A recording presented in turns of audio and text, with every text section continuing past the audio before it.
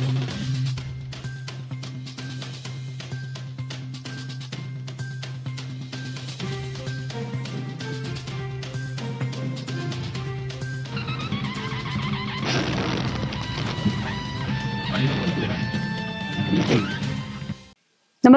आपण पाहता हिरकणी न्यूज.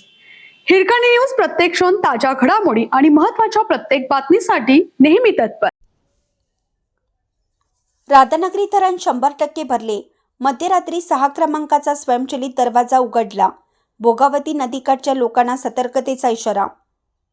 राधानगरी धरण आज पूर्ण क्षमतेने 100% भरले.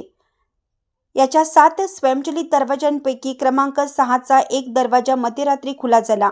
यामधून 1428 क्युसेस व पॉवर हाऊसमधून 1400 क्युसेस असा एकूण 2828 क्युसेस विसर्ग भोगावती पात्रात सुरू आहे. नदीकाठच्या लोकांनी दक्षता घेण्याचा इशारा दिला आहे. पाणलोट क्षेत्रातील दाजीपूर परिसरातून पाण्याची आवक या लक्ष्मी तलावात सुरू झाल्याने याची पाणी पातळी वाढतच राहिली आहे. हे धरण 347.50 फुटाच्या पातळीला पूर्ण भरतं. याचवेळी 7 स्वयंचलित दरवाजांपैकी एक दरवाजा खुला होतो. रात्री 11:32 347.44 फूट पाणी पातळी होताच 7 पैकी क्रमांक 6चा दरवाजा उघडला आहे. दरम्यान कोते, सरपनाला, जांभरे हे प्रकल्प 100% भरले असून कडवी 96% भरला आहे. दूधगंगा धरणातील पाणीसाठा 66% झाला आहे. उर्वरित सर्व धरणे 80% भरली आहेत.